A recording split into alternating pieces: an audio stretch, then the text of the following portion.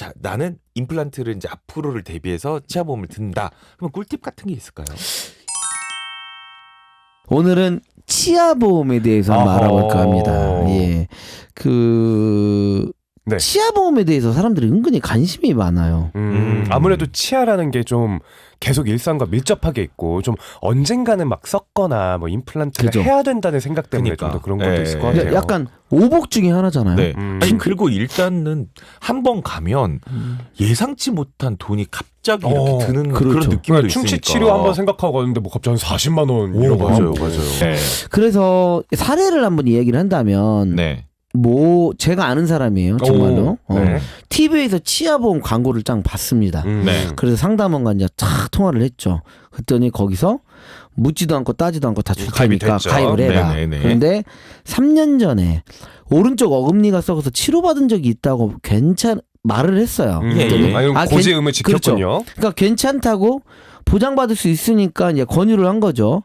그리고 이제 가입해서 10개월 지나고 나서 이제 치과 치료를 받은 후에 네. 보험금 청구했는데 보험금을 못 받았죠. 어? 왜요? 아니 이게 뭐 치과 보험이라는 게 좀 저렴한 비용을 몇 달 내고 이렇게 그렇죠. 큰 돈 들어갈 때 받으려고 하는 건데 그러니까 왜 못 받는 이유가 너무 뭔가요? 단순하게 생각하시는 것 같아요. 광고에서도 제가 볼 때는 이런 규정들을 까다롭게 얘기를 해야 되는데도 불구하고 네. 여러분 지금 치과 묻지도 않고 따지도 않고 뭐 이런 거 있잖아요. 네네.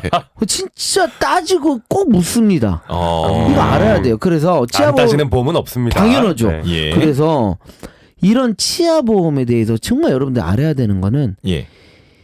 치아에 기존 치료 내역이 있으면 그 치아는 죽었다 깨도 못 받는 거예요. 오. 아 진짜요? 네. 아 그럼 한 번이라도 치료를 했으면 다른 치료는 무조건 못 받는 아, 거예요? 못 받는 거죠. 아니 근데 치아라는 게 다 한 번씩은 좀 썩어본 적 있고 약간 떼어본 적 있고 그런 건데 한 번이라도 그랬으면 못 하다못해 받는다는 불소 게. 뭐 도프라도 하잖아요. 그러니까 그 한 번 네. 보험 가입 전에 치료했던 치아가 있는 경우에는 보험금을 못 받기 때문에 그 부분에 대한 고지를 정확히 하고 이 부분까지 해줄 건지 정확히 좀 물어봐야 되는 게 맞다고 생각해요. 아 그럼 가입 전에 나 이렇게 이미 받았었다라고 고지를 해도 의미가 없는 거네요. 그렇죠. 이제 제가요, 뭐 몇 개월 전, 그러니까 예를 들어서 1년인가 5년 전에 여기 치아를 받은 게 있는데 가입이 될까요? 뭐 괜찮나요? 아, 그러면 그 멘트들이 있어요. 그냥 네. 아 됩니다 하는데 중요한 거는 이 부분이 확실히 됐는지 안 됐는지 이런 녹취 부분 같은 거 여러 가지 우리가 입증할 수 있는 자료를 좀 준비해 가지고 나중에 된다고 했는데 이 부분 왜 안 되는지 그랬을 때 이 부분을 예를 들어서 문제가 생겼을 때 금융감독원이나 예. 보험회사를 관리감독하는데 제출을 하게 되면 무조건 해주게 돼 있어요. 아, 통화 녹음 다 돼 있어야 돼요. 근데 이걸 확인 안 하니까 이런 문제가 되는 거죠. 그렇군요. 그러면 만약에 이런 걸 얘기하면 좀 못 받을 것 같으니까 얘기를 좀 안 하는 방법도 있나요? 얘기를 안 하죠. 근데 이제 얘기 안 하는 것도 좋을 수 있는 방법 중에 하나인데 이 고지 의무라는 게 막 어떻게 막 우리가 보험 가입을 할 때 고지 의무라는 거 지금 알릴 의무라고 하거든요. 네. 이 알릴 의무는 그 신의성실의 원칙에 의해서만 하면 돼요. 아, 그냥 어떤- 성실하게. 그냥. 법률적으로 문제가 되는 건 아니에요. 그냥 내가 이 부분에 대해서 물어보면 그 정도에 대답할 정도만 되면 되지. 내 모든 기억까지 네. 모든 걸 아니면 최면술까지 다 해가지고 모든 걸 알아낼 것까지는 아니거든요. 그냥 그렇게 엄격하게 해석할 부분은 아닌데 이 부분을 안 했다고 해서 법률적으로 처벌을 받는다거나 네. 그 사람에 대한 어떠한 박경인 변호사를 만나야 될 일은 없어요. 그렇기 일이 때문에 없어야죠. 있는 그대로 말을 하면 되는데 이 부분을 안 했다고 해서 문제될 건 없어요.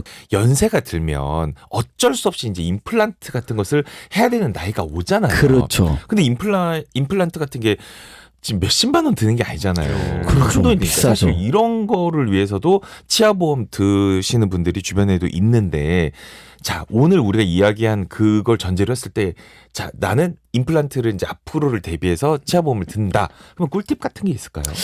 이게 이제 그 치아보험을 가입을 할 때요. 네. 가입 목적을 방금 우리 그 노무사님이 말씀하신 것처럼 네. 목적을 좀 정확히 해두는 게 아, 좋아요. 그것도 예, 다 예. 분류가 세분화되나요? 그러니까 이게 임플란트 잇몸이거든요. 네. 잇몸 치료에 좀 특화되어 있는 치아보험에 가입했을 때는 치조골 같은 거 이식술을 했을 때 네. 임플란트를 할 때 동반되거든요. 이럴 때는 뭐 이렇게 했을 때 보장을 받는 네. 그런 상품을 정확히 선택을 해야 되는데 어떤 상품 같은 경우는 골라놓고도 뭐 치조골 이식이나 뭐 예를 들어서 임플란트 같은 경우는 보험이 또 안 되는 경우도 있어요. 오. 그래서 우리가 가입을 할 때 어떤 특화된 부분들을 좀 확인하는 게 좋아요. 나는 임플란트 목적인지 아니면 충치에 대한 어떤 뭐 충전 치료인지 레진인지 뭐 여러 가지 이런 부분들을 좀 확인해야 되는 부분이거든요. 그러면 예를 들어서 임플란트를 목적으로 한 치아 보험에 가입한다. 그러면은 그 치아를 전에 충치 치료나 이런 이력이 있어도 가능해요? 그러면.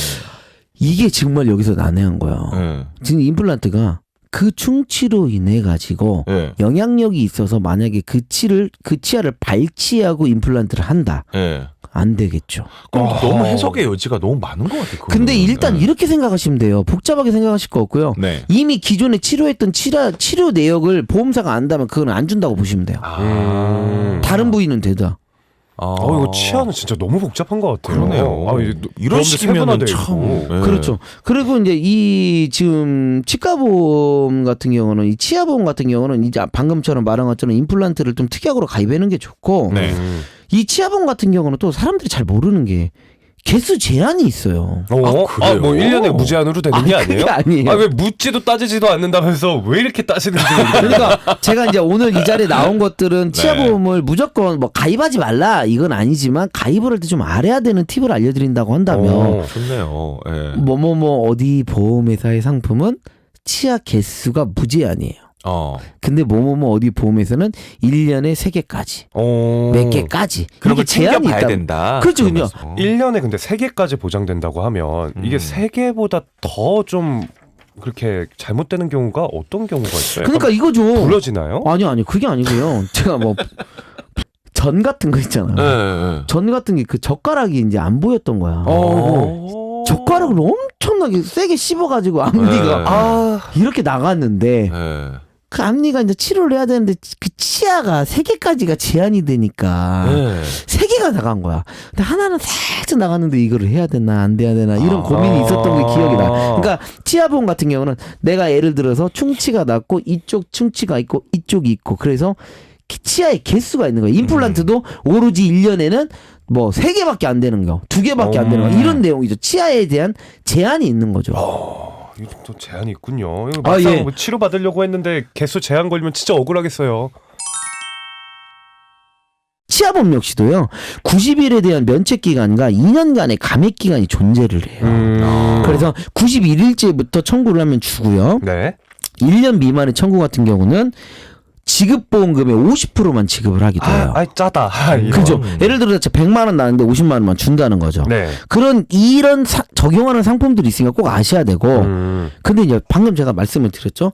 치아 개수를 따지는 것도 있고 안 따지는 것도 있지만 여기서 감액 기간은 공통으로 존재할 수 있지만 중요한 거는 그 기간을 짧게 잡는 보험도 있어요. 누구는 1년하고 누구는 2년하고. 그렇죠. 어머. 그래서 그 부분 따져야 된다. 감액 기간이 짧은 보험을 좀 찾는 것도 중요하겠네요. 당연하죠. 왜냐하면 다른 데는 2년 하는데 1년 안에 하는 것도 있으니까 당연히 그걸 가입을 해야죠. 그렇군요. 네. 그러면 역으로 치아보험은 진짜 확인해야 되고 내가 정말 따지면서 가입해야 될 것들이 굉장히 많네요. 어떻게 보면은 많아요. 네. 치아보험 그리고 이제 지금 이제 또 한 번 더 나아가서 이런 치아보험에서 또 면책 사유 같은 게 있어요. 네. 또 안 주는 내용이 있어요. 네. 이 조건을 다해도 네. 그게 뭐냐면 사랑니 같은 거 치료, 치열 교정, 미용상의 치료, 뭐 라미네이트거나 잇몸 성형 같은 거 이런 거 같은 경우는 이런 부위는 안 되니까 그리고 기존에 받았던 보철 치료에 대한 수리나 대체 치료 같은 건 안 되니까 이 부분 꼭 알고 계셔야 돼요.